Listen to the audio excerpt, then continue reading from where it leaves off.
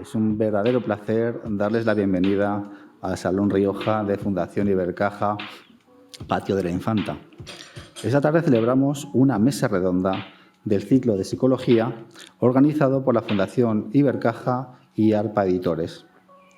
Este ciclo tiene como objeto fomentar el pensamiento crítico y el debate constructivo. Con un enfoque interdisciplinar, esta iniciativa conjunta busca ofrecer una plataforma de reflexión sobre los grandes desafíos de nuestra sociedad. Hoy hablaremos sobre el problema de ser demasiado bueno. Para ello contamos con la presencia de Xavier Guix, psicólogo y autor de El problema de ser demasiado bueno, y Francesc Miralles, escritor, conferenciante y autor de numerosos ensayos, el más conocido Ikigai, Los secretos de Japón para una vida larga y feliz, y el último, Escrito en la Tierra.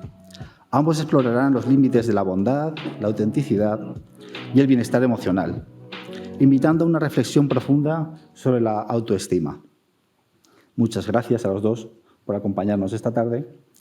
Y a ustedes les recuerdo que el hall tiene a su disposición un punto de venta de los últimos libros escritos por Xavier y Francesc.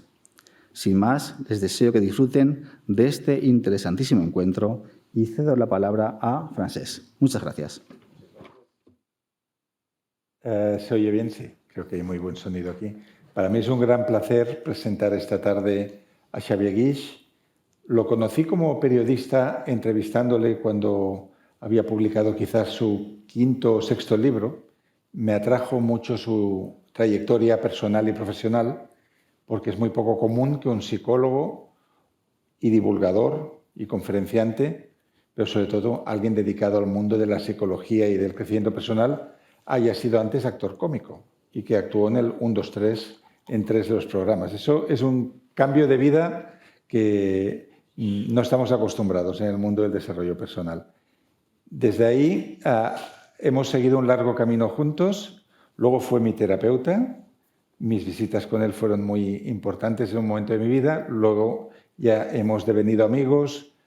Tengo el privilegio de leer a veces los primeros manuscritos cuando prepara un nuevo ensayo. Y en este caso, el libro que se llama El problema de ser demasiado bueno, que se tenía que llamar La mala bondad, me llamó muchísimo la atención. Y vamos a empezar ya pues, por el centro de lo que es el tema, ¿no? Porque ahora que viene la Navidad y los Reyes, de pequeños nos decían que si no nos portábamos bien, los Reyes nos traerían carbón. Entonces, en tu libro hablas mucho de los mandatos que hemos recibido en la infancia y a través de la sociedad para ser buenos hasta un punto que acaba siendo pernicioso para nosotros. ¿Puedes plantear un poco qué es la mala bondad? Vale. Primero, disculpen si tengo ataques de tos, no hay nada, estoy bien, pero se ve que los virus de este año son muy expectorantes y no paramos de toser. Igual os pasa algo parecido. Bueno, mirad, la mala bondad se define muy rápidamente como hacer el bien a todo el mundo menos a uno mismo. Cuando uno se porta tan bien con los demás y es tan bueno con todo el mundo, pero perjudicándose a sí mismo, eso es la mala bondad. Y efectivamente, gran parte de estos mensajes los hemos recibido en la infancia. ¿Quién no ha recibido el mensaje pórtate bien? O ahora, como dices tú, las fiestas, probablemente algunos padres, no sé si hoy todavía se practica, pero algunos papás puede ser que dejen el mensajito de si no te portas bien, los reyes no te van a traer nada, Papá Noel no te dejará nada, etcétera, etcétera, etcétera. Con lo cual, a ver, hay niños que todo eso no lo entienden todavía. Pero sí que un mensaje tras otro, acaban generando una especie de guión de vida en el cual lo más importante es el sentido del deber. O sea, tengo que cumplir, tengo que quedar bien, tengo que hacer las cosas como Dios manda. Entonces uno va creando un universo en el que no se mira ya a sí mismo, sino mira siempre cuál es su deber. Porque eso es lo que aprendió en casa. ¿Qué aprendió? A obedecer. Y la obediencia significa precisamente eso. Cumple con lo que se te dice. Cumple con lo que se te pide. Haz caso a los papás. No digas que no. Di que sí. Pórtate bien, etcétera, etcétera. Entonces, todo ese calado acaba teniendo en la persona un crecimiento desde el punto de vista de la personalidad que podríamos llamar hoy en día una personalidad buenista.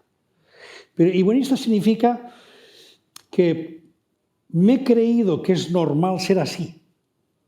No solo eso, sino que probablemente me he creído que la mayoría de la gente funciona así. ¿Por qué? Hombre, ¿cómo no vamos a obedecer? ¿Cómo no vamos a tener en cuenta el sentido del deber? Y esto llega a un extremo, y acabo con tu primera pregunta, llega a un extremo en el cual la persona se ha ido desconectando progresivamente de sí misma para pasarse el día haciendo lo que se debe, obedeciendo a los demás, intentando quedar bien. Pero para eso tiene que renunciar a sí misma. Porque cuando pretende ser sí misma, entonces no gusta. Entonces tiene problemas. Se siente incluso vulnerable. Por lo tanto, llega un momento en el que la persona desconecta de su propio deseo, desconecta de sí misma y vive para los demás, creyendo que es eso lo que tiene que hacer, porque ese es su deber.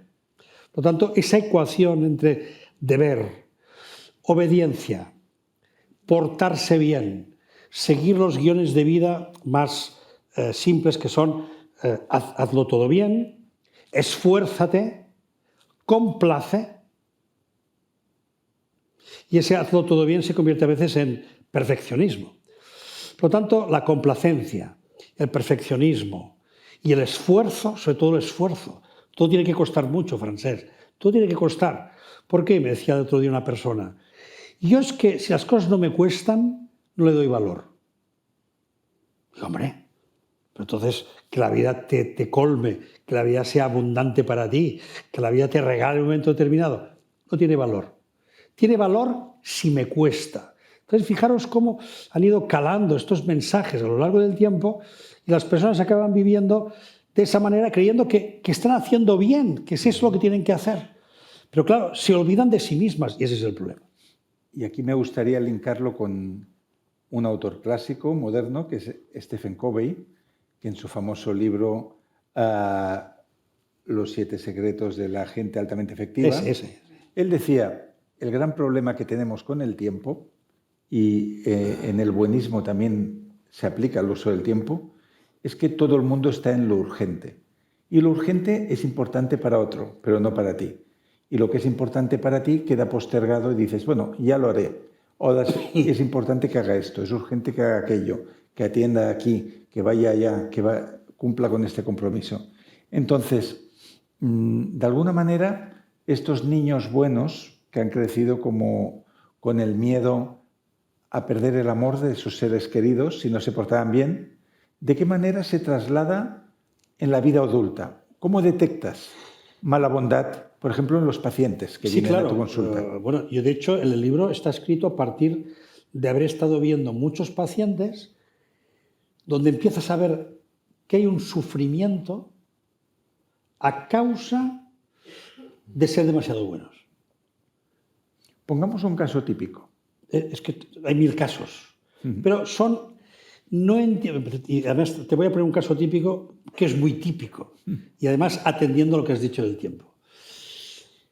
Fíjate, yo cambiaría el término urgencia cuando nos referimos a la mala bondad. No hablaría de urgencia, hablaría de necesidad. ¿Eso qué significa? Algunas personas que practican la mala bondad se intentan convertir en necesarias para los demás. Y la manera de convertirse en necesarias para los demás es convertirse en sus ojos, estar atentos o atentas a todo lo que el otro pueda necesitar. Entonces son esas personas que se van metiendo en tu vida porque saben en todo momento lo que necesitas, lo que te hace falta. Además, como ven que lo necesitas, A veces se anticipan incluso. Y no solo se anticipan, sino que te lo compran ellas, te lo hacen ellas. Entonces llega un momento y dices, oye, es que te has convertido en necesaria para mí. Porque ahora ya todo depende de ti. Y eso es mala bondad, ¿por qué? Porque esa persona está haciendo todo eso para ser necesaria para los demás. ¿Y qué ocurre? Que cuando los demás le dicen, gracias, pero no te necesito, entonces se hunden, se enfadan mucho. ¿Por qué? Porque yo lo he hecho todo por ti. Lo he hecho todo por ti, pero eso sí, según yo. Entonces, ese todo por ti, según yo, se convierte en un jueguecito y eso en la consulta lo ves mucho. Es un caso típico. Entonces, claro, a esa persona le tienes que abrir los ojos para que vea que el mundo que está construyendo de dedicarse y ser necesaria para todos los demás, o al menos para algunas personas, está haciendo que sea el deseo de los demás. No está viviendo su vida. Está viviendo la vida de los demás. Y encima la quiere ordenar. Encima la quiere poner bien. La quiere mejorar. Claro, y ellas mismas te dicen, pero no es mejor para ti. Pero no tenía yo razón. Y claro que tienes razón, pues claro que sí, porque se la saben todas, porque piensan solo en eso, porque tienen toda la atención puesta justamente en lo que necesitas. Lo que pasa es que aquello que ella cree que es mejor para ti, a lo mejor para ti no es importante. Con lo cual, si no estuviera eso en tu vida, tampoco pasaría nada. En cambio, para ella cree que si no lo vives así, no, es peor para ti. Pero todo ocurre en tanto que yo me entrego a ser necesaria para ti. ¡Wow! ¿Y tú? ¿Qué necesitas tú? Entonces, es curioso porque cuando esas personas se quedan solas, le dices, ahora ¿tú qué necesitas? ¿Sabes qué te dicen? No lo sé. Se perdieron. Se perdieron tanto a sí mismas que ya no saben qué quieren. Porque han sido el deseo para los demás, pero no para sí mismas. Entonces, llega ese punto en el cual yo no sé qué quiero para mí, incluso se quitan mucho de en medio. No, si yo para mí con poca cosa tengo suficiente. Sí, pero luego viene el chantaje. Y hay un número del eneagrama que igual tú lo sabrás, que yo no estoy tan metido en esto, que es la persona que da, pero luego te lo cobra. El 2. El 2, exacto. O sea, te está entregando, pero es a cambio de algo. Entonces, a la que tú fallas, te van a leer la cartilla y te dirán, pero si yo por ti hice esto y lo otro y lo demás allá, y allí es una fuente de conflictos enorme todo esto, ¿no? Porque la persona en realidad sí espera algún tipo de retribución emocional. Sí. El bueno, el mal bueno. Claro. Entonces, pero, claro, siempre en base al otro. Fíjate que en el caso del enagrama 2 hay como, lo hago por ti, pero el beneficio es para mí. O al final me salgo yo con la mía. En cambio, el otro es que se cree que lo hace para los demás. Es que se cree que tiene que ser así.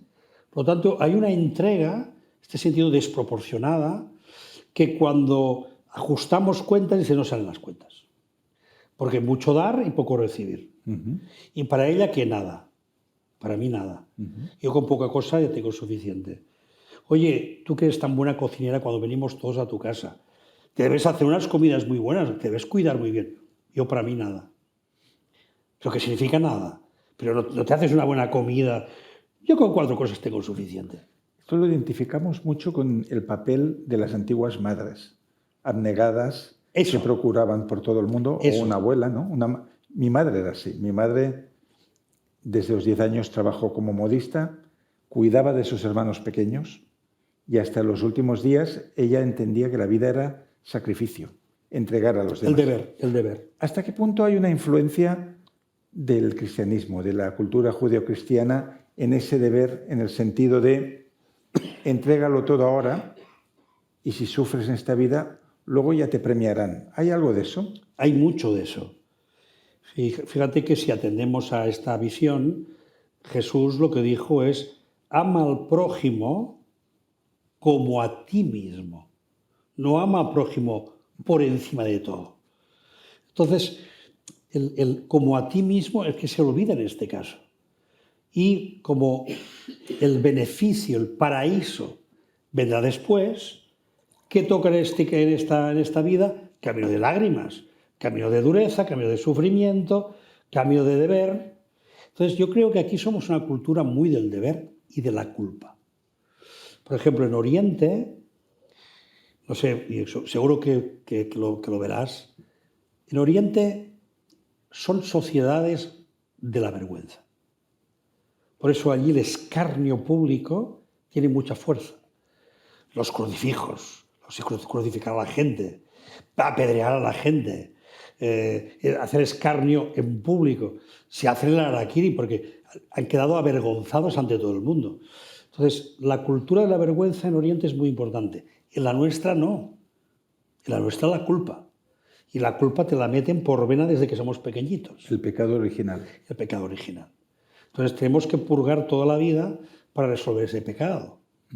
Y además la culpa nos lleve a que nos sintamos siempre en falta. Siempre me falta, no lo hago lo suficiente, no soy suficientemente bueno a los ojos del Señor. Con lo cual debo sacrificarme, debo hacer todas esas cosas para ganarme el cielo que algún día tendré. Por tanto, efectivamente, ahí hay una correspondencia de mensajes que hemos recibido. Hoy la gente joven esto no lo ha recibido. Pero la gente joven ha recibido otro mensaje. No tiene a Dios por testigo, pero obedecen al algoritmo. Al algoritmo de compra. El algoritmo. Entonces, ¿quién les manda? El algoritmo. ¿A quién obedecen? Al algoritmo. Tanto, no es que hayan cambiado tantos las cosas, han cambiado las formas, pero seguimos cumpliendo con el deber, seguimos cumpliendo con el poder, seguimos cumpliendo, porque si no nos sentimos que no estamos cumpliendo, que no somos iguales que, etcétera, etcétera, etcétera. Tanto, en todas las tradiciones veremos que esta base que genera el sentido del deber y la bondad, la mala bondad, está presente continuamente. Ahora sí, déjame decirte que tampoco nadie se lleve engaño. No estamos diciendo en ningún momento que la práctica de la bondad, que el ser bueno, sea un problema. Al contrario. Yo estoy encantado que estés tú aquí porque eres una buena persona. Creo que la mayoría de la gente es buena gente. Y el mundo funciona gracias a la buena gente. Si no fuera precisamente por buena gente que en un momento determinado es capaz incluso de sacrificarse, es que el mundo no tiraría adelante. Hemos llegado donde hemos llegado por la buena gente. Pero una cosa es actos de bondad. La otra es ser, fíjate que el título del libro es demasiado bueno. Ese demasiado implica cuando ya no estoy actuando desde el bien, que es hacer el bien, y estoy actuando más bien desde la personalidad del quedar bien, del hacerlo bien. Entonces, manda siempre lo de fuera. Entonces, una manera de decir, no nos confundamos, es la bondad como principio ordenador es genial, quizá probablemente al lado de la verdad y al lado de la belleza, son las tres grandes Marías que tenemos desde el punto de vista platónico, de concepción de la virtud. Pero cuando hablamos de bondad, hay que bajarla a la tierra. Y bajar la metafísica a la tierra significa el acto de hacer el bien. Por lo tanto, lo que importa no es la bondad, importa hacer el bien. Y el bien, primero, ¿a quién se lo debemos? A uno mismo. A uno mismo. Si no me hago primero el bien a mí, yo no puedo ayudar a los demás. Porque además, como bien que me hago, no estamos hablando de un bien egoísta, un bien de solo para mí. Pues eso tampoco no es un acto de bondad. Sino el bien para mí es considerarme. Me tengo que considerar, me tengo que incluir dentro de la experiencia. Y por lo tanto, el primer acto es validarme a mí mismo, a mí mismo. Si no me valido yo, ¿qué me va a validar? Entonces vienen los problemas, como tú has detectado, que es que para que me validen tengo que buscar que me quieran, y para que me quieran tengo que hacer cosas para que me puedan querer. Y cuantas más cosas hago para que me puedan querer y me aplaudan, pues mejor. Con lo cual vamos entrando en esa dinámica de perderme desde dentro, ir para afuera para conseguir todo aquello que me dé estima, valor y validación y merecimiento. Esto, si no empieza por ti y acaba en ti, no tiene sentido. En el libro se habla mucho de mandatos, de mensajes, de programaciones que hemos recibido desde pequeños, pero hay una variante de la mala bondad que yo ya no me acuerdo si en su momento lo hablé contigo o con Antoni Bolinches, que yo tuve una época que era de invitar a toda la mesa. Si habían 15 y iba con exalumnos de la escuela, pues yo pagaba para todos. Y me anticipaba incluso a los deseos o necesidades de los demás. O sea, antes de que te pidieran dinero, ya lo estabas ofreciendo.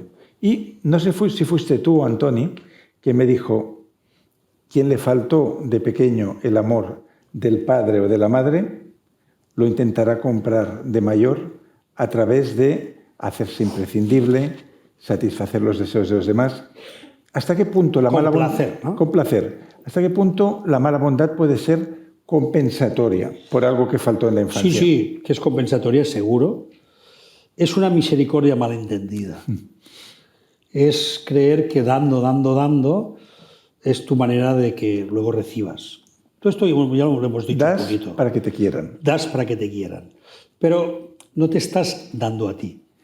Entonces volveremos otra vez al discurso, por lo tanto no lo voy a repetir, pero efectivamente esto que estás diciendo va por ahí, que es un mal sentido de la misericordia. Si no hay una oscilación entre el dar y el recibir, si una persona no puede estar abierta a recibir, si igual que yo tengo la tendencia, la mayoría de la gente está más por dar que por recibir. Entonces fíjate que a veces cuando nos aplauden un rato, enseguida tenemos que paren, basta, me siento incómodo, me siento mal porque me está aplaudiendo demasiado. Es que no nos dejamos recibir. Entonces, dar cuesta menos que recibir. Por lo tanto, aquí es donde tenemos que encontrar la oscilación. Hay que encontrar un equilibrio, porque la misericordia incluye las dos cosas. Si yo doy, pero no recibo, luego ¿de qué me voy a llenar? Si esto estuviera vacío, no tiene nada para dar. Entonces, para que yo pueda dar, aquí dentro tiene que haber algo. Y ese algo es mis potenciales, mi forma de ver la vida, mi ser. Entonces, yo esa parte de mi vida la abro, la pongo al servicio de los demás, comprendiendo que ellos también son eso. Y en ese dar y recibir nos vamos alimentando. O incluso algunas teorías en mi época, cuando era joven, que leía cosas como me has dicho hoy, del Alan Watts, etc., que ya decíamos, en el acto de dar ya existe un recibir. Si lo sabéis vivir bien, el acto de dar ya estás recibiendo. Por lo tanto, si eres capaz de acoger ese recibimiento, si eres capaz de darte cuenta de la alegría de dar, pero no el apego a dar, no la complacencia, no el que detrás la excusa o la intención sea ganarme el aprecio de los demás, porque el aprecio lo consigo con un precio, como has dicho. El aprecio con un precio, eso es muy interesante. Sí, no lo había dicho nunca. No, me parece muy bien. Entonces, vamos a ponernos a todos en consulta. Yo creo que aquí está lleno de muy buenas personas y de demasiado buenas personas. Imagínate que toda esta gente viene a tu consulta y quiere pasar del síndrome de los niños buenos a una bondad auténtica y saludable. ¿Cuáles serían los pasos que deberíamos seguir para sanar eso? El primero de todos es darse cuenta de que eso que ha entendido como su personalidad no lo es. No es su personalidad. No. No es que la persona sea muy buena. No es que yo sea así, no es que yo desde pequeñito... No, eso ha sido aprendido. Y por lo tanto, como cosa aprendida, puede ser cambiada, mejorada, redefinida, etcétera, etcétera. Por tanto, no tengo que quedarme con la idea que yo soy así. porque aparte sería una identificación incorrecta. La segunda cosa es empezarme a incluir en todas las experiencias, que es tenerme en cuenta. Pongamos un ejemplo de ¿Yo qué incluirnos quiero? en las experiencias. ¿Yo qué quiero? ¿Y si no lo sé? No, es que yo qué quiero viene porque me he permitido darme cuenta de lo que quiero. Pero para darme cuenta primero tengo que hacer cosas y encontrarme con ellas. Es como decir, voy a salir a la calle, un acto tan simple como ese, y darme cuenta de qué me gusta y qué no. Y eso todo el mundo lo sabe. Entonces, esto me ha gustado, esto no me ha gustado. Aquí me siento cómodo, aquí no me siento cómodo. Esto me atrae, esto me aleja. Tanto es empezar a escuchar como una especie de brújula interior que te va marcando ciertas maneras de expandir o de cerrarse. Oye, escúchate, pues tienes que escuchar qué te está diciendo tu brújula interior. ¿Me gusta o no me gusta? ¿Quiero o no quiero? Tercer paso. El tercer paso tiene que ver con poner límites. Quizás sea de los pasos más difíciles. Porque todos tenemos la manía de que poner límites nos cuesta mucho, que decir que no nos cuesta mucho, etcétera, etcétera. Y es verdad, es cierto. Entonces yo pregunto, el otro día, mira, estaba en televisión ayer y justamente la chica que presentaba le decía, hombre, pero si a mí me invitan a muchos lugares porque, claro, quieren que vaya a presentar, es que me sabe mal decir que no.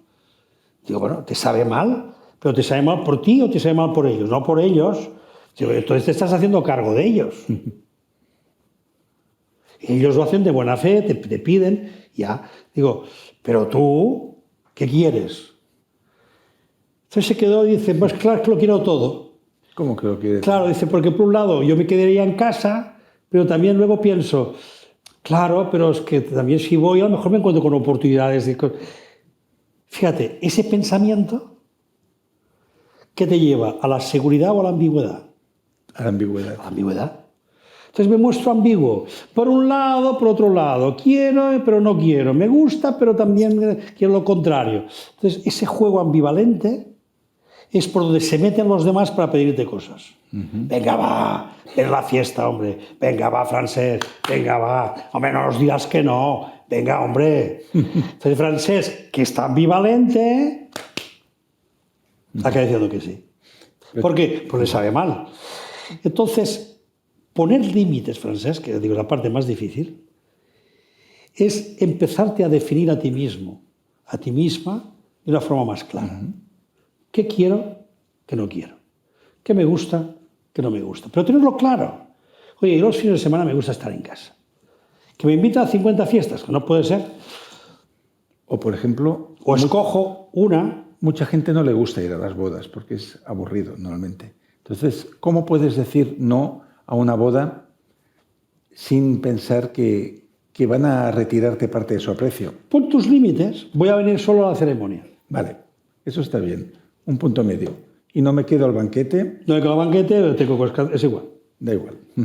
Muy bien, porque aquí en el proceso de sanación del síndrome del niño bueno hay esta idea de si hasta ahora a mi círculo he entregado de esta manera y dejo de hacerlo, van a ver que he cambiado y me van a retirar su aprecio y de hecho a veces pasa que en cuanto tú haces el clic y cambias el chip, hay gente que se aleja. Sí, si no soy como esperan, no gusto. ¿Cómo lo sobrellevamos esto cuando hay un vínculo, cuando hay un aprecio? Sí, pero el aprecio que no tenga precio. Entonces, uno tiene que preguntarse, primero, que sería el cuarto punto, me has pedido cuarto punto. ¿Por qué los demás son tan importantes para mi vida? ¿Por qué les doy tanta importancia? ¿Por qué? Si al final ninguno de ellos se preocupa realmente por mí. ¿Cuántos de todos esos que quieren que haga, que vaya, cuántas de esas personas estarán disponibles el día que yo los necesite? Contados con los dedos de una mano. Entonces, esas son las personas que te tienen que importar. El resto, lo siento, yo vivo mi vida. Entonces hay que aceptar que habrán deserciones y que en el proceso de empezar a cultivar la buena bondad, vas a perder ciertos amigos por el camino. Sí, vas a perder amigos, pero vas a ganar en espacio para ti, vas a estar más cómodo, te vas a quitar. Fíjate que cuando hubo la pandemia, una de las cosas que yo observé, porque hice encuestas y cosas así, digo, ¿de qué os ha liberado la pandemia? ¿Y sabes cuál es una de las cosas que la gente más les había liberado? De tanto encuentro social, de estar haciendo tanto el papelito, de estar siempre de cara a la galería. Evitar eso, la gente las liberó. Entonces dices, ¿pero por qué te meten en este lío? Bueno, es que me sabe mal. Entonces ya aparecen los argumentos del me sabe mal. Y sobre todo, el argumento de la decepción. ¿Qué no nos gusta a los humanos? Decepcionar. El hecho de que yo sienta que he decepcionado, que alguien tiene una expectativa sobre mí y la ha perdido, pues qué decepción. ¿Pero la decepción de quién es? ¿Mía? ¿He hecho yo algo para decepcionar a esa persona? ¿O ella tiene unas expectativas puestas sobre mí?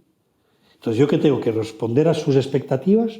¿Tengo que ser como ella quiere? ¿Tengo que actuar por lo que ella espera? ¿O tengo que ser yo? ¿Sabes qué ocurre, Francesc? Que es cierto, a lo mejor perderás algunos amigos. Seguramente los más interesados. Los que ya está bien que te los quites de encima. Y luego vas a ganar unos cuantos más. ¿Y sabes quién vas a ganar? Los que van a validar el hecho de que tú te respetes a ti mismo. Porque van a darle más valor al hecho de que te has podido respetar.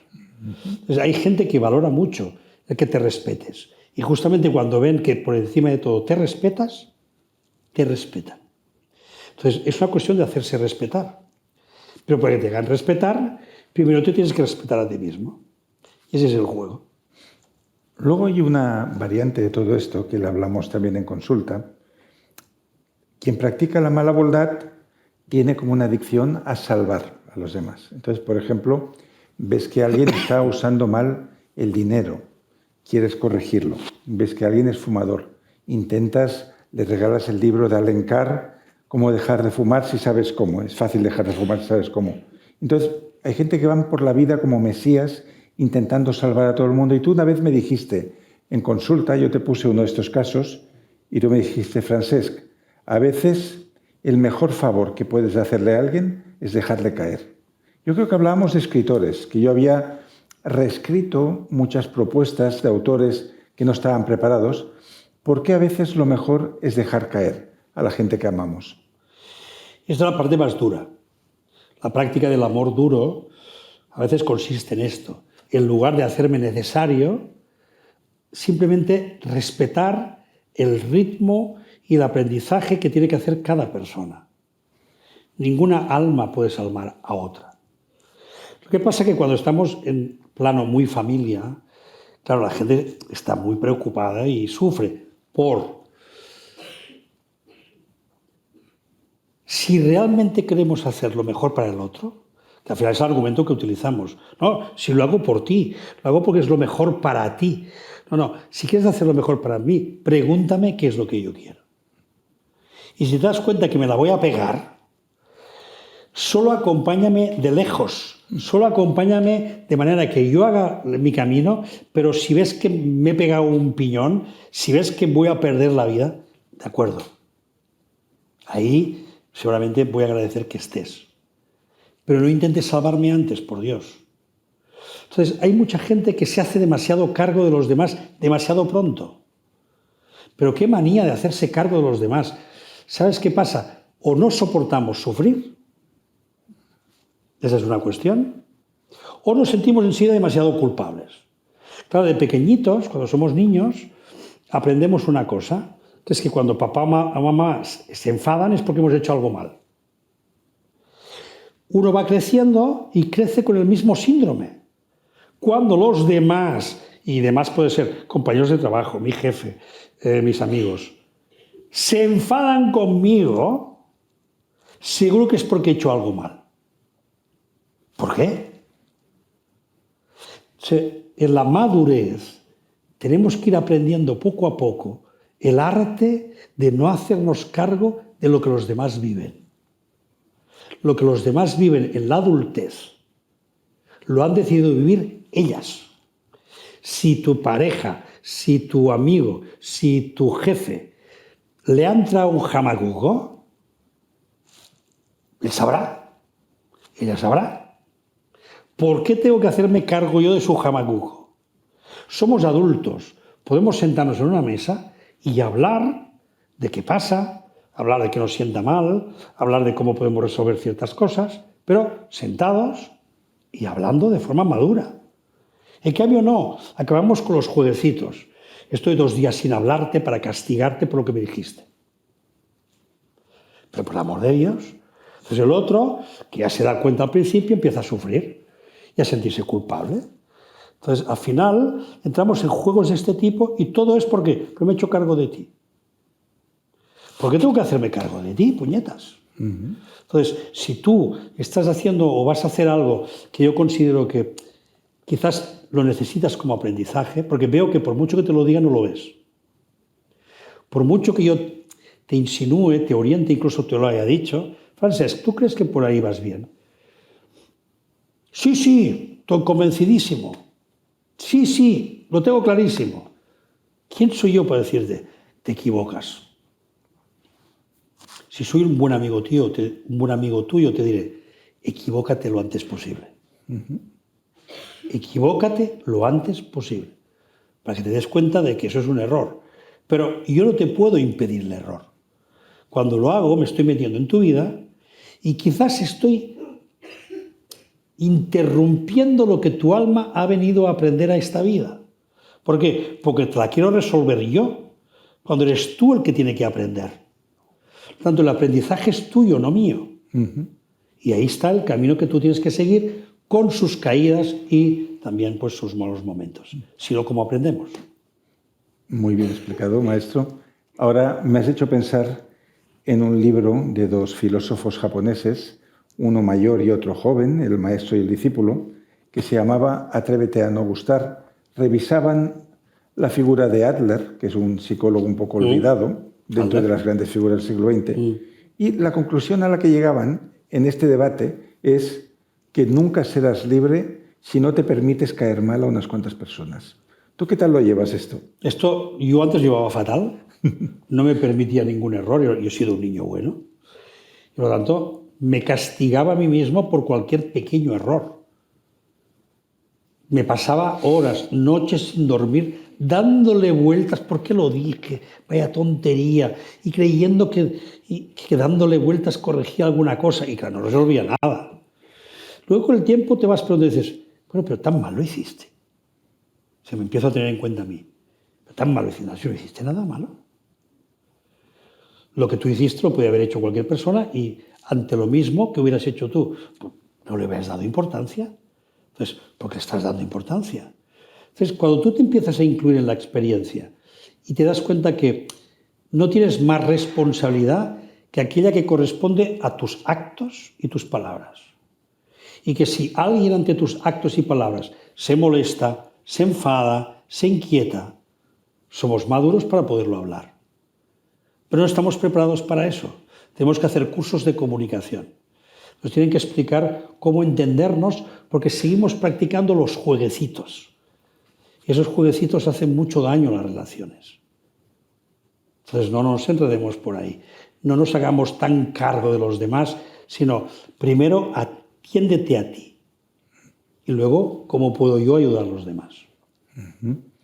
Y entonces ahora ya, derivando a un último tema, antes de dar la palabra a los amigos y amigas que han venido, cuando alguien ha vivido muchísimo tiempo con este síndrome de los niños buenos, hasta el punto que te has vaciado de ti mismo y que eres solo alguien que existe en función de los demás, ¿cómo podemos explorar estos deseos que desconocemos? ¿No? Porque mucha gente te lo ha dicho, yo para mí no quiero nada, yo no sé qué quiero para mí. Entonces, Exacto. ¿Qué camino podemos emprender para encontrar esos deseos, prioridades? ¿Cómo podemos descubrirlas? Yo creo que de verdad, lo he dicho antes, el tema de la brújula interior.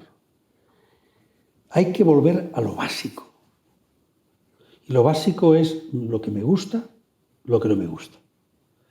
Y eso es tan sencillo como empezar a explorar y permitirte. Fíjate que hay un permiso que te tienes que dar. ¿Permiso para qué? Para explorar. Tú dile a una persona que está en esas condiciones, que no quiere nada, dale ideas, verás que todas te las va a rechazar. ¿Sí? Sí. ¿Por qué no sales a bailar? No me gusta bailar.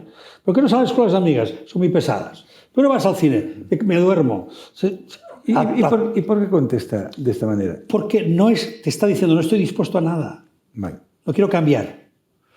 Entonces, para que pueda cambiar, tiene que primero darse un permiso que es, bueno, salgamos, vayamos a bailar, vayamos un día al cine, vayamos, o unas cuantas veces, pero exploremos, por favor, qué ocurre en ti, qué se mueve. No partas de las ideas de toda la vida. Ya no eres la de antes, eres el de hoy. Por lo tanto, a partir de ahí, ¿cómo de nuevo me encuentro con lo que me gusta, lo que no me gusta? Lo que me siento que nace de mí, que me ensancha el corazón y qué cosas me encierran el corazón. Y estar atentos a esas manifestaciones. Entonces, no ver tanto hacia afuera, sino mirar hacia adentro. Por ahí va la cosa. ¿Y este proceso es más difícil a medida que la persona es más mayor? Puede ser que sí. Por ejemplo, con una de 20, igual es más fácil de trabajar que con alguien de 60. Bueno, has puesto los dos ejemplos que los dos son difíciles de trabajar. El de 20 también. La de 20 porque está ahora con... Y el de 60 porque ya dice que ya. Pero ahí te voy a devolver la pelota. Porque antes de que pases al público, me gustaría que también tú des alguna pincelada de tú crees el gran Ikigai, la persona que nos ha dejado un nombre que hoy en día ya lo tenemos ya integrado en nuestra vida. ¿Qué le dirías tú a una persona que cree que no necesita nada o que un poco tiene suficiente, orientada hacia su Ikigai? Yo lo que diría orientada hacia... Claro, el Ikigai se orienta mucho hacia los demás, en el sentido de yo descubro un talento dentro de mí que lo pongo en forma de propósito para dar un servicio al mundo. Entonces, por ejemplo, la persona descubre que tiene un don para escuchar, como te sucedió a ti a mitad de tu vida. Descubres que se te da bien escuchar, se te da bien acompañar, no juzgar, y pones los medios para que eso se convierta en un propósito, en una vocación, en una pasión, en una profesión. Entonces, quien no quiere nada o quien no necesita nada, quizás podríamos ayudarla primero conociéndose a sí misma y reconociendo cuáles son esos talentos, dones que quizás tiene dormidos. Dormidos seguro, porque probablemente por ponerse al servicio de los demás los perdió. No los perdió, los dejó de lado. Entonces, esa es una buena pista. Permitirse significa, y es lo que yo hice, o sea, yo cuando estaba en la época del teatro, el actor, esto duró hasta los 32 años. Entonces, a los 32 años vino la crisis, recesión económica después de los Juegos Olímpicos, etcétera, etcétera, y ahí es donde yo me quedo una mano delante, otra mano detrás, y digo, ¿qué hago con mi vida? Y yo ahí no estuve pensando, ¿qué podía hacer con mi vida? ¿Qué me gusta? Sí, ahí tuve que explorar qué me gustaba. ¿Qué es lo que yo de joven tenía mucho arte, mucho talento? Y todo el mundo ha tenido algún talento. Sí. Algún talento. Pero quizás hace tiempo que no lo atiendes. Pero lo dejaste. Entonces, ¿yo qué hice? Volví a mi pasado para recuperar un talento, que era la psicología. Y que lo habías tenido. Lo había tenido, porque a los 18 años yo me había comprado una enciclopedia, me encantaba. Yo creo que utilizaba el arte de escuchar para ligar, eso también te lo tengo que decir. Pero tenía el don de la empatía, el tener capacidad de trazar los patrones que movían a una persona. Tenía mucha facilidad para eso. Entonces, fue volver ahí, traerlo al presente y ponerme a estudiar la carrera de psicología. Y lo hice de mayor. O sea, yo acabé la carrera de psicología casi con 40 años. Por lo tanto, nunca es tarde. Y el hecho de conectar con el propósito, entonces ya te da toda la dimensión. Pero lo importante, conecta. Conecta que te gustaba cuidar jardines, que te cuidaban las flores. Conecta con la alegría que tenías cuando salías a bailar. Es decir, pues que hay tantas cosas que a lo mejor hoy no las vas a profesionalizar, como es mi caso, pero que sí las puedes convertir en objeto de tu bienestar porque vas recuperando poco a poco aquello que te gustaba y que no lo has perdido. A lo mejor tocar el piano, un instrumento, todo lo que tiene que ver con el arte es impresionante. Entonces, sí, hay que llevar a la persona a su ikigai y permitirse descubrir qué es lo que ahora me gusta, qué es lo que no, y todo eso me va llevando a que yo vaya de nuevo recuperándome a mí misma. Quizás terminaré con un aporte antes de pasar la palabra, que es una observación personal a lo largo de la historia propia. Hay una razón por la cual no ser demasiado amable, que es una razón estratégica y una razón de carisma. La gente muy amable suele caer mal, es curioso, pero es así. Y suele ser maltratada porque son sospechosos. Yo te voy a poner un ejemplo práctico. Yo siempre, no sé, creo que una cosa que tengo de mi padre es que siempre he intentado ser amable con todo el mundo. No sé si es un mandato o qué es.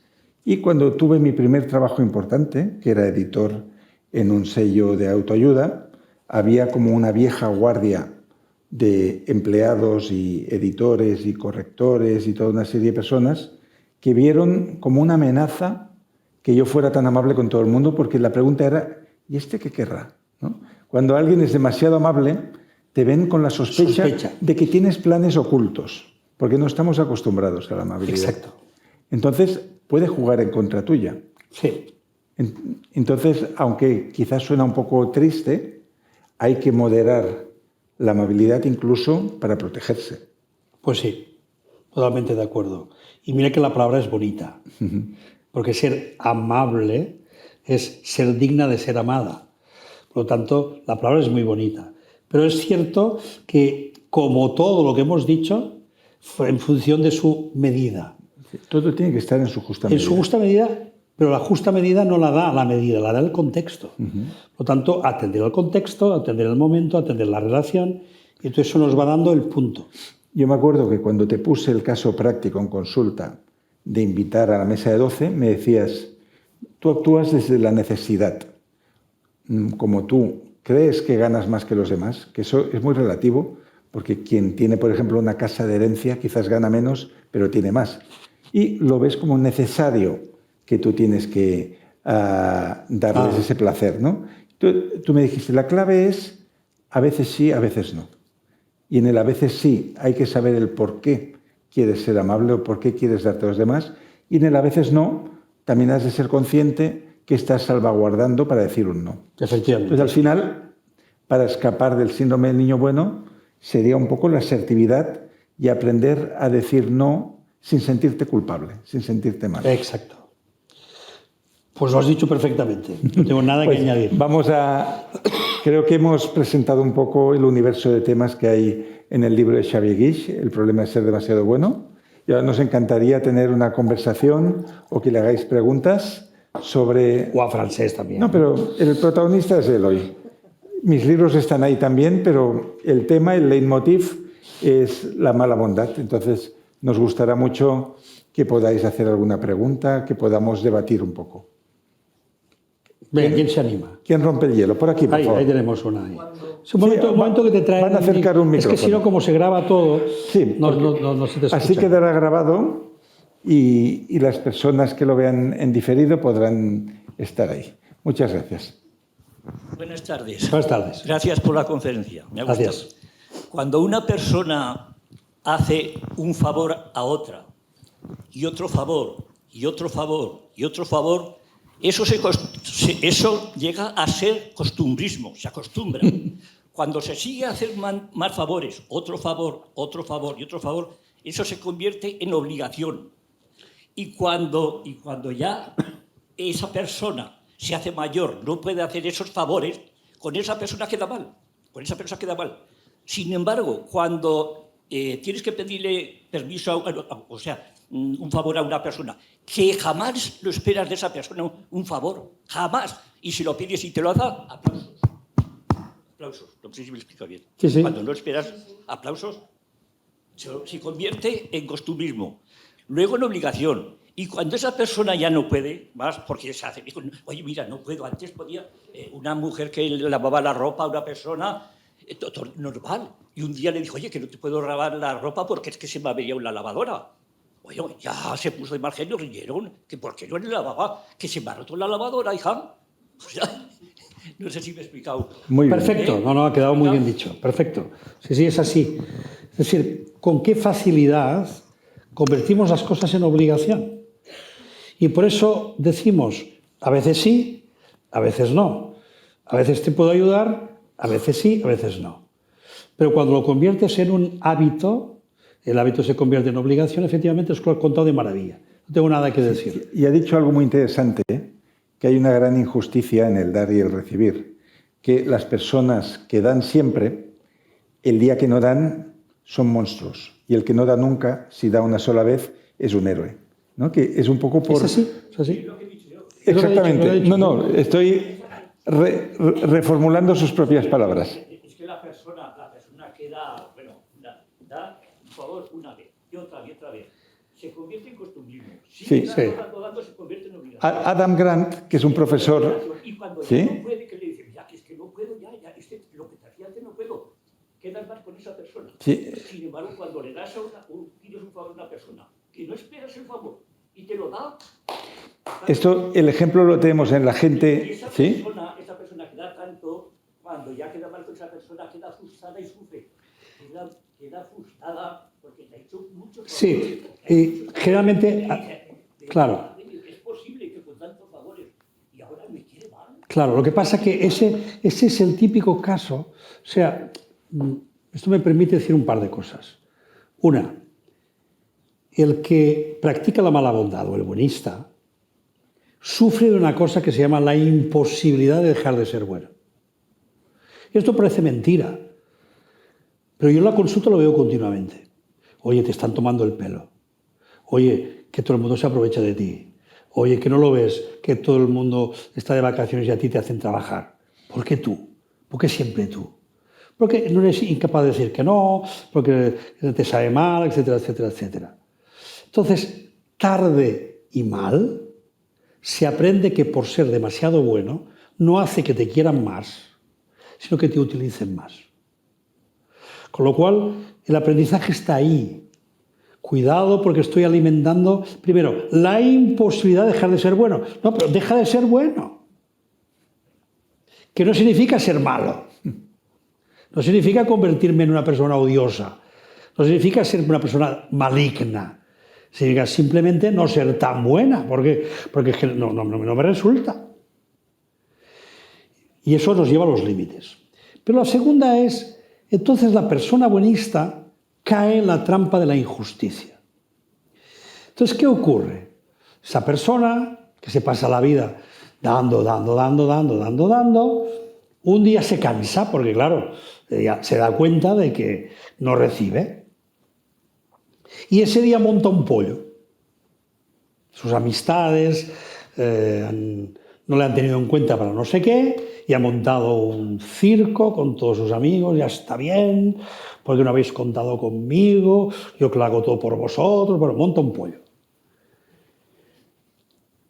Sus amigos quedan sorprendidos, pues dicen, hombre, no hay para tanto, muchas veces no te hemos tenido en cuenta.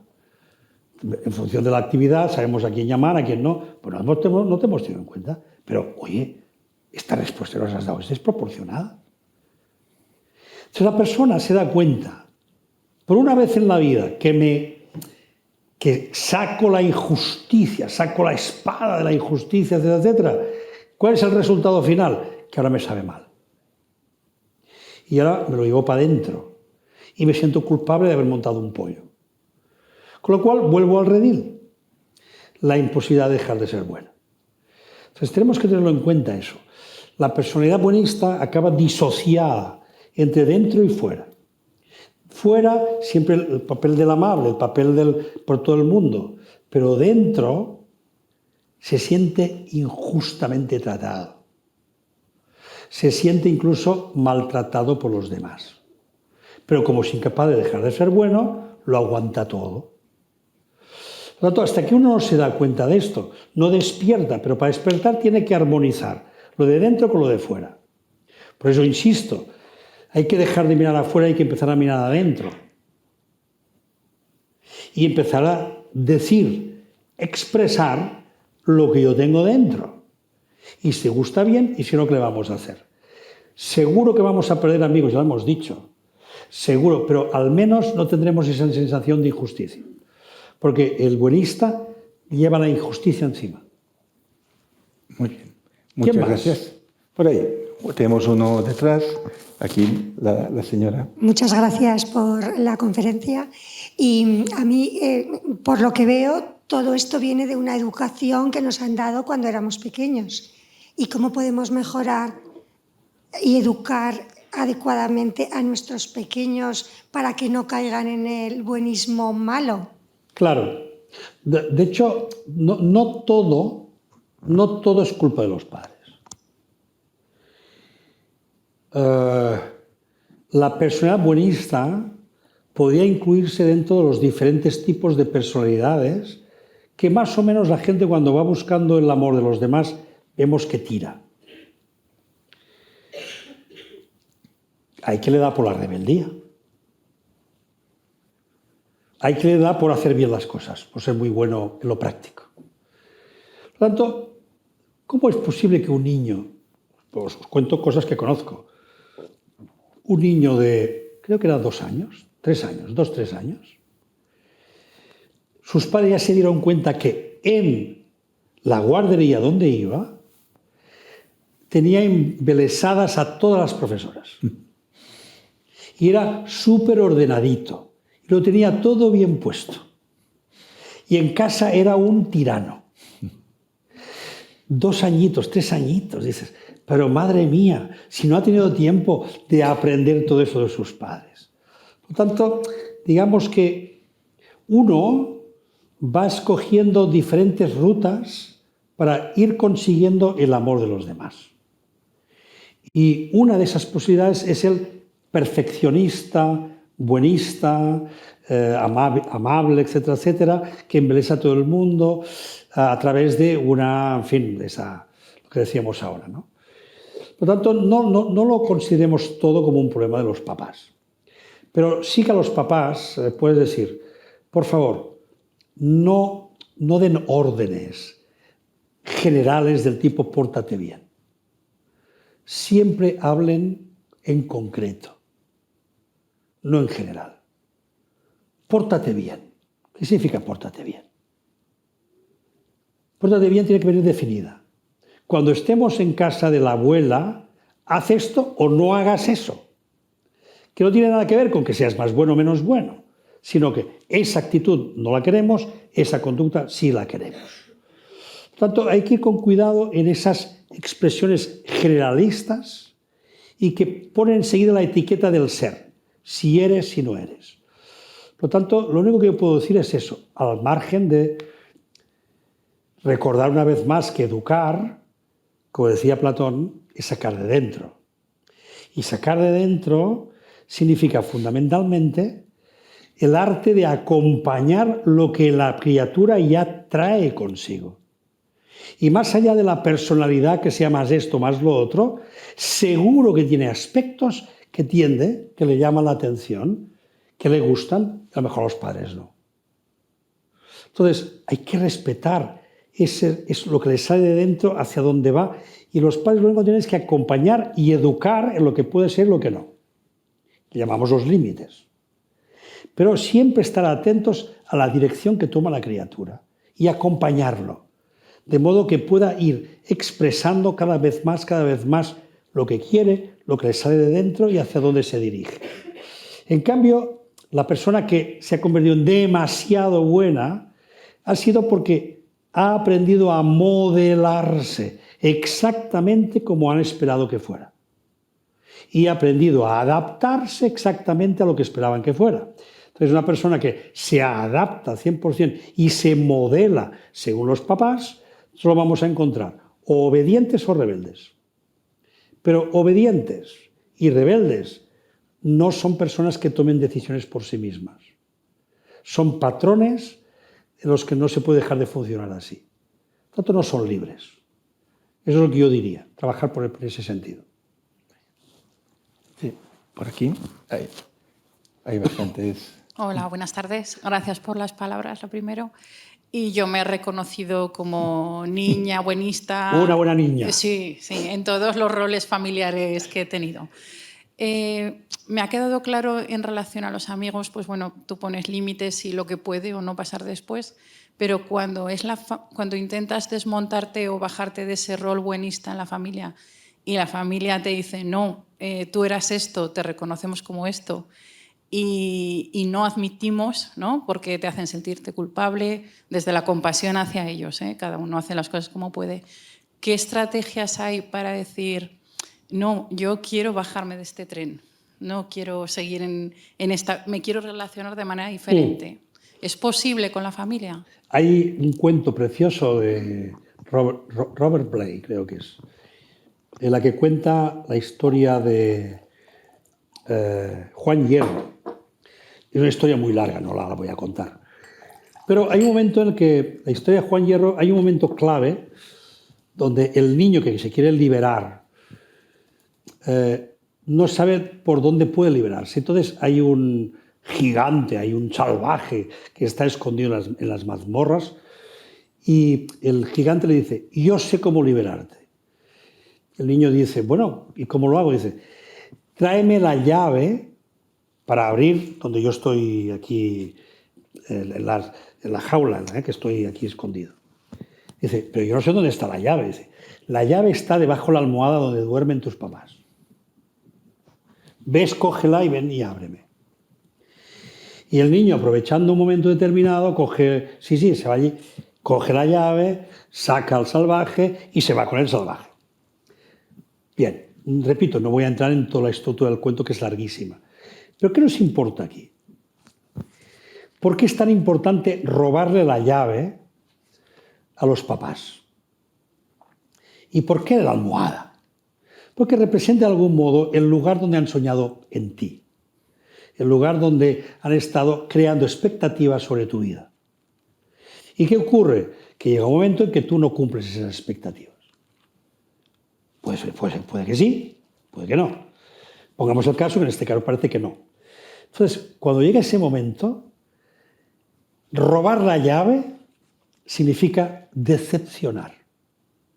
Estar dispuesta a someterte a la decepción. Pero la decepción no tuya, sino la que vas a recibir de ellos. Entonces, hay gente que eso no lo soporta. Ver decepcionar a mis padres, ver decepcionar a mi familia, no lo soportan. Entonces aguantan. Van aguantando, hasta que no pueden más. O se pasan así la vida. ¿Qué es lo más importante? Decepcionar. Pero no decepcionar porque te dé la gana. Ahora los voy a fastidiar decepcionándolos. No. No es un acto adrede. Es un acto irremediable. Para poder ser yo, os tengo que decepcionar. Que es como deciros, lo siento. No soy el hijo con el que pensasteis. No soy la hija con las expectativas que os habíais hecho. Lo siento, no lo soy. Resulta que soy así. Y resulta que además quiero vivir así. ¿Me podéis creer así? Porque si me queréis, y me queréis de verdad, me podéis creer así. Y si no podéis, bueno, pues démonos un tiempo para aprender a creernos si es que podemos. Pero yo no voy a dejar de ser quien soy.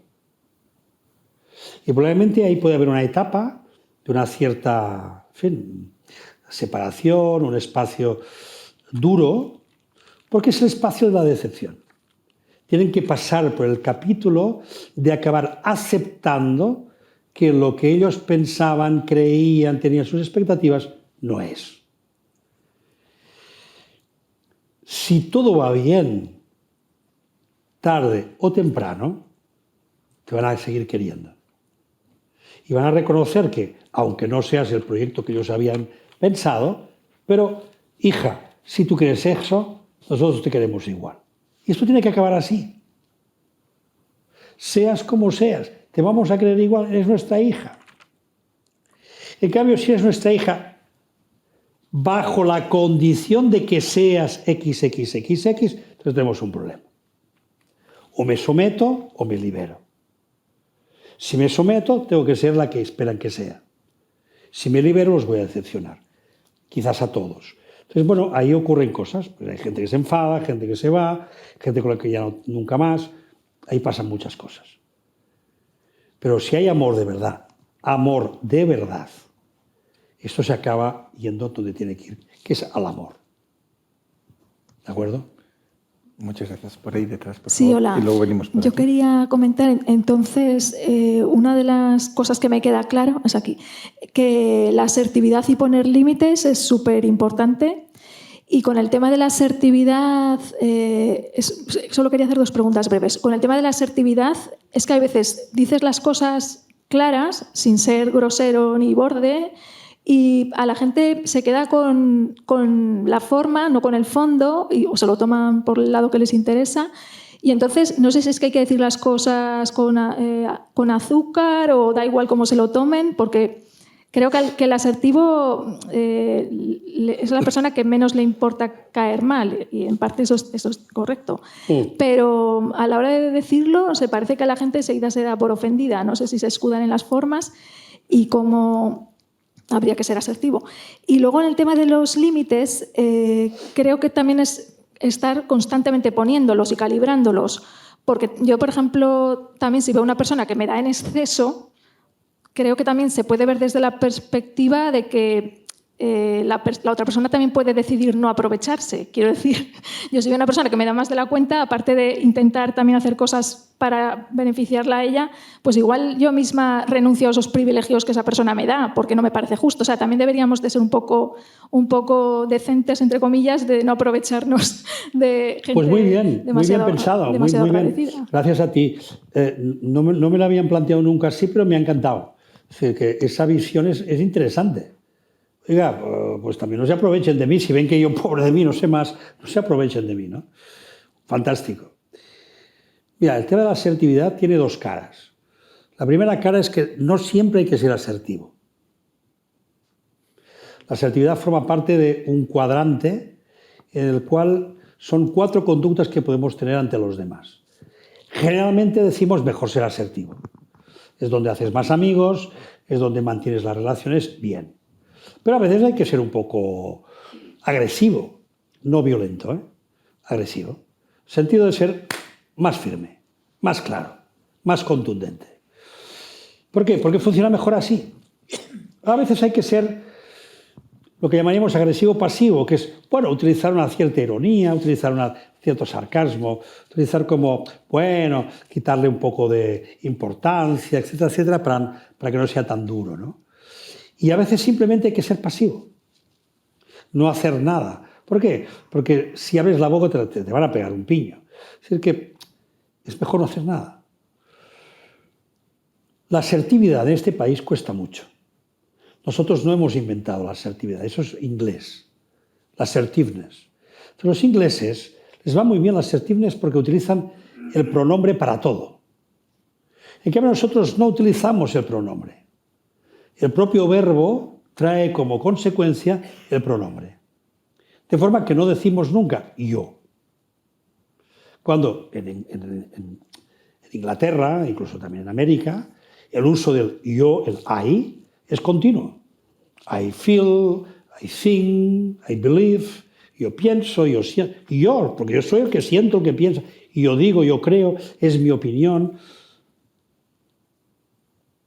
En cambio, tenemos la sensación que aquí si utilizamos mucho el yo, es como engreído, es como darte mucha importancia, cuando no lo es. Por eso yo te diría, utiliza la primera persona, no en este sentido de es que yo, sino en el sentido simplemente de a mí me parece, yo siento, yo creo. Y segundo,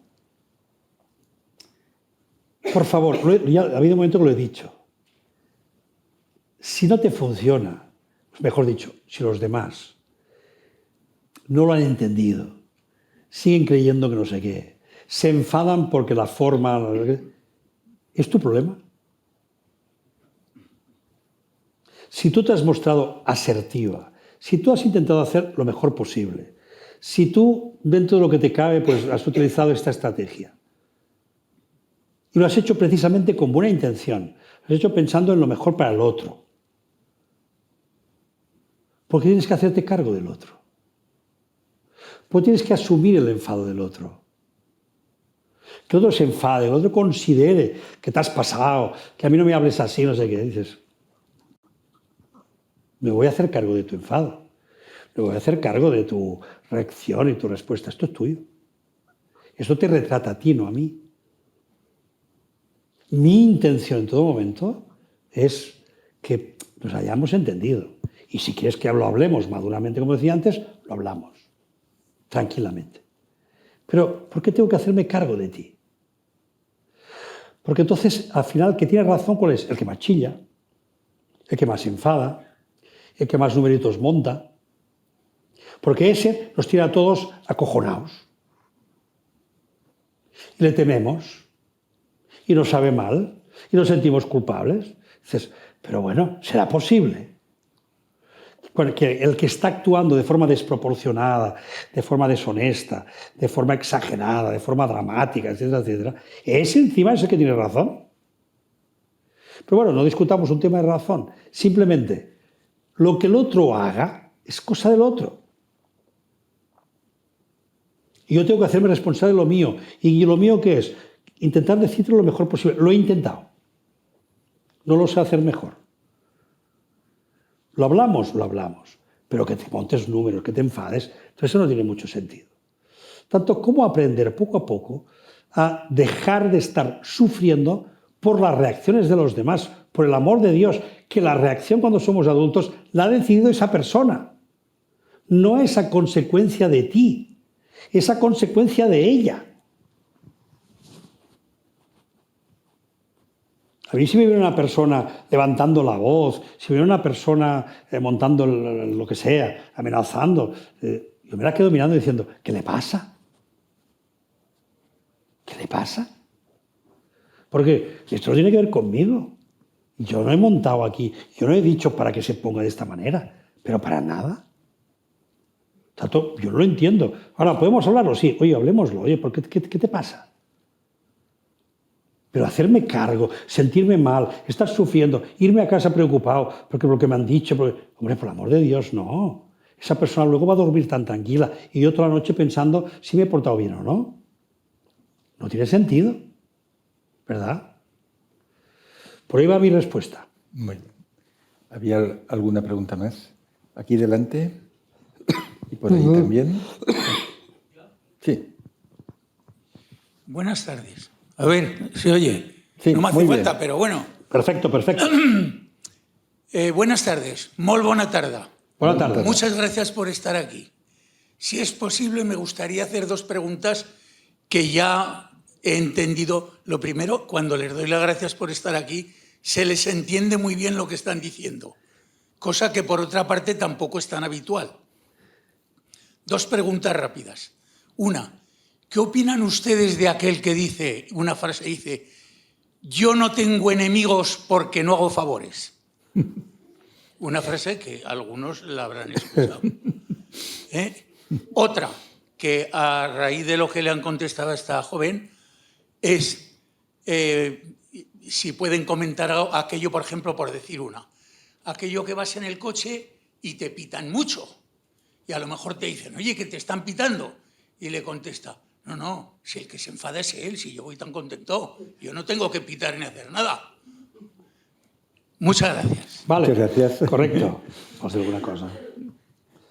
No, Sí, no. damos Digo, paso. la cultura popular siempre encuentra el chascarrillo adecuado para contar esas verdades, ¿no? Para contar un poco lo que estamos contando aquí, que se resumen luego en una frase. También es cierto que la primera, el caso de decir, para evitar tener enemigos, o sea, para evitar eso, entonces tengo que evitar tener relaciones casi con nadie. O tengo que estar diciendo todo el día que no. Entonces, creo que también es una actitud que un poco te aleja, te aísla de lo que llamaríamos las relaciones humanas, ¿no? creo que vale la pena. Las relaciones, o sea, lo más complejo de lo que estoy diciendo es ser uno mismo y serlo con los demás. Probablemente es lo más difícil que hay. Entonces, es un aprendizaje, es un entreno que tenemos que hacer a lo largo de la vida. Ir encontrando esos equilibrios, esas oscilaciones. Por eso no me gusta la radicalidad de una cosa o la otra, ¿no? Por lo tanto, ahí queda, está muy bien. Y lo del pito, lo del coche, bueno, claro, depende. Entonces puedes ir tan tranquilo que resulta que estás haciendo una cola terrible. Entonces, por ir tú bien, pues los demás se están fastidiando.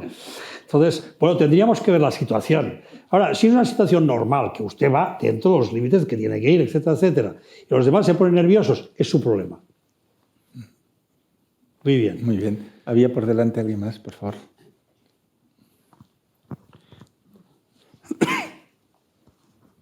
Muchas gracias. Me ha gustado mucho.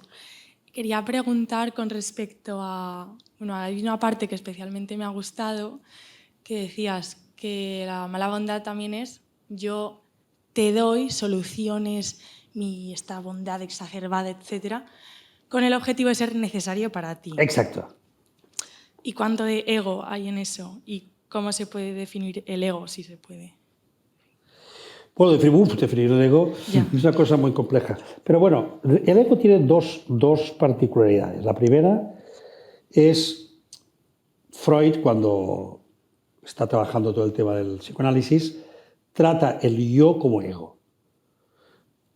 Por lo tanto, es una forma de decir yo. En latín, ego. Punto. No tiene más. Luego, posteriormente, ha ido tomando más cuerpo la idea de que el yo tiene un mecanismo de protección psicológico contra los ataques de los demás. Y ese mecanismo de protección o de defensa es el ego. Entonces, el ego, como lo entendemos hoy, es un mecanismo defensivo para que yo no pierda mi personalidad, no pierda quién soy, el sentido de quién soy y me defienda ante los ataques de los demás. Por eso es egocéntrico, por eso es separado de los demás, por eso piensa más en sí mismo que no en los demás, cosas así. Entonces, esa persona que tú dices, puede ser que tenga mucho ego, la persona que se hace necesaria.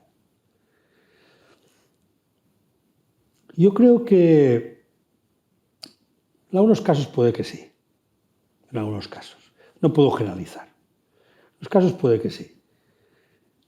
Y los casos que yo he conocido son un poco, como Francés ha dicho, abnegadas. Se han renunciado un poco a sí mismas. Tanto es así, si fuera ego, por ejemplo, las del ego, te voy a poner un ejemplo. Las del ego, cuando la familia les ha dicho ya basta, y se han enfadado, yo lo he hecho todo por vosotros y no me queréis. Al cabo de 4 días están en una residencia o están haciendo de un voluntariado y están haciendo lo mismo con todos los demás. Es decir, vayan donde vayan, acaban ejerciendo ese papel.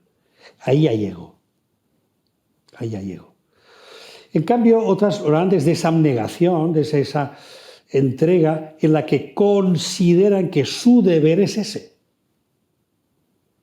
Y generalmente son personas que además tienen un enorme sentido práctico. Es decir, que se manejan bien en lo práctico. De modo que cuando tú vas, ellas ya han venido 2 veces. Y te vas a equivocar y te equivocas. ¿Por qué? Porque la ven venir. Tienen como un sentido, un sexto sentido de que captan lo que puede pasar, lo que está bien, lo que está mal, etcétera, etcétera, y lo ponen a tu servicio. El problema es que luego para ellas nada. Todo eso como si no sirviera. Por lo tanto, sí, puede haber casos de ego.